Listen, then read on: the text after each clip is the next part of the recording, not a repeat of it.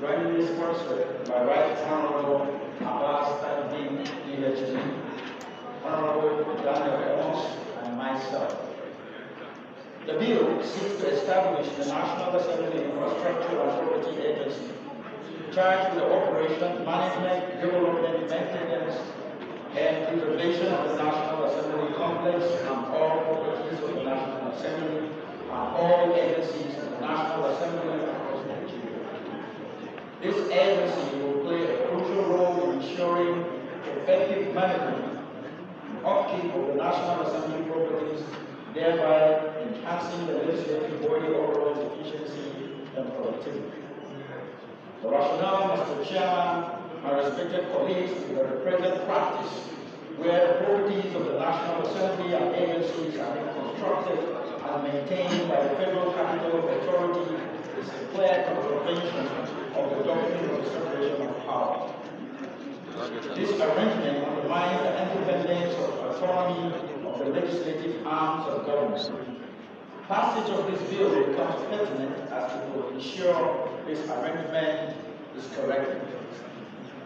The key objectives of the agency, Mr. Chairman, my distinguished present guests, is the agency will oversee the maintenance, repair, construction, and reconstruction of the National Assembly and all agencies of the National Assembly, which shall include the health and fitness facilities, garages, chambers, and the office buildings, ensuring they are all properties maintained, utilized, and contribute to a more efficient and productive legislative processes.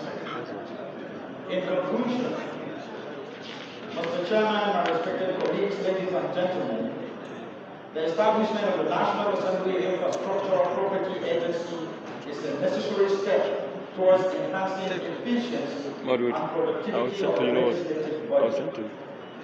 The agency will play a vital role in ensuring the effective management and upkeep of the National Assembly properties. I therefore urge the committee to support the swift passage of the important needs of legislation. Thank you.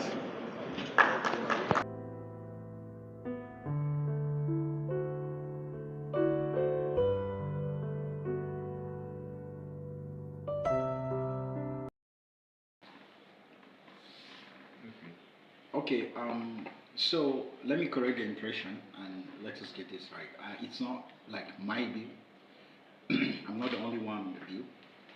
The bill is originally sponsored by three people: the Right Honorable Speaker Tajuddin Abbas, PhD, GCON, Honorable Amos Daniel, the Chairman of the Committee of Services, and then myself, Honorable Ambassador Daniel Asama. Actually, it's eminent that this bill should come up. The House Services has been struggling in trying to keep facilities and infrastructure in check. It is just not done anywhere. The true independence of the National Assembly is being kind of partially denied because of reliance on the executive for the execution of projects that has to do with the structures and facilities of the National Assembly. It's not a good practice. It is actually abusing the independence of the power that is shared amongst the three tiers of government. For the legislature, we need to be completely independent and practice our independence to the best of it. So, but of the recent times, our infrastructures and agencies are being cared for by the executive. It is not a good practice. Advanced countries and advanced democracies around the world doesn't do that. We're learning from the lessons of other developed and well-advanced democracies, and we should do it right. This is one in form of the bill. There's a lot that needs to be done internally that we have to rely on the executive to have it done. It is demeaning the House in a way. So, sir, Going through the bill, we discovered that most agencies that were invited, or like the FCT, who have been maintaining some of the infrastructures of the National Assembly, they failed to turn up. Do you think there's a possibility of this bill getting through at the end of the day? In addition to his question, as an addendum, sir, the concerns he raised that the establishment agency will attract higher cost than this contract maintenance and giving the paucity of funds in the national treasury. Do you think that the B will see the light of the day, given all these concerns? What makes a bill see the light of the day is the process of which the bill has to go through to become a law. The enactment of a law has a process. It has a legislative process. And what happened today is one of the steps of the legislative process of making a law, of making a bill an act. And the only thing that stops that from happening if the process is not done the way it should be done. But when the process is well followed, it can be passed. So on the fact that whether it will see the light of the day or not, it is depending on whether the process is done or is not. If the process is done and is done the way it should be done, why wouldn't it pass? If the process is not done the way it's supposed to be done, it will not pass. It's as simple as that. Is the process being done? Yes, we have started the process and we are on the process. If anybody has a contrary opinion and think otherwise, it's still democracy. They can still write a petition and submit. But we did a public hearing, and they were invited. If anybody has anything to the contrary, he would appear and say why he had on the contrary. You not appearing is an affirmation. It is not. It is affirmation to me that you concur. If you don't concur, you complain. If you don't complain and you sit quiet, that means I cannot read your quietness for the negative of what I'm affirming.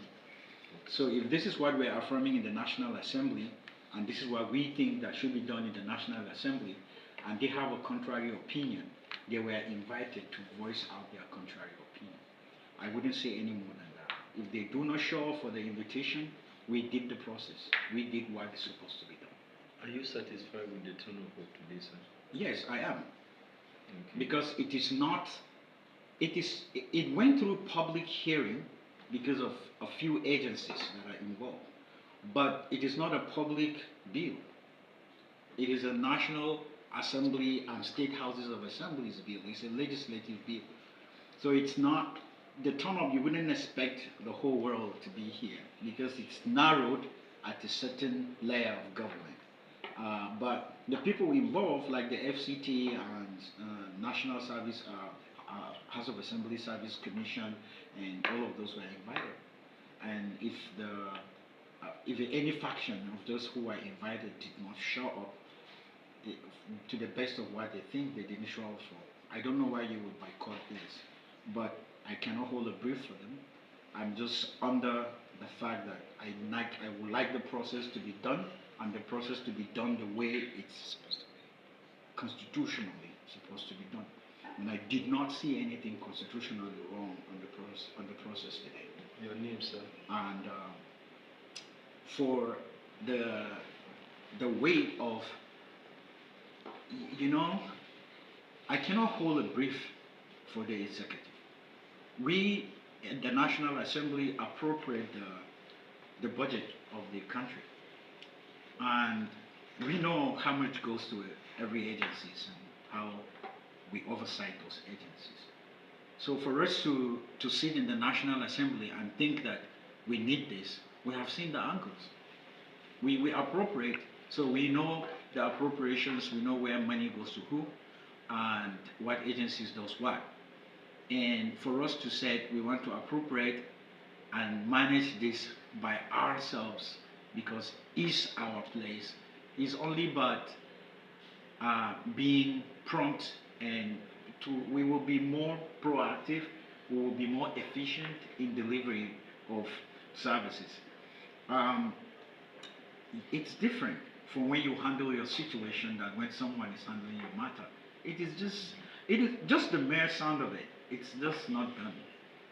You, it is not right that the executive is managing the infrastructure of the National Assembly. Um, it's really, really not supposed to. But um, the that question of um, the the capital or the resource and the financing of such a bill is relative, depending on the situation you're looking at hand. It could actually be even cheaper at the end of the day. Thank you very much, sir. Your name. Yes. So my name is Honorable Ambassador Daniel Asama. I represent the people of Basak Just North, Federal Constituency. Thank you, sir. Congratulations, sir. Actually, in the speaker's speech, he did mention that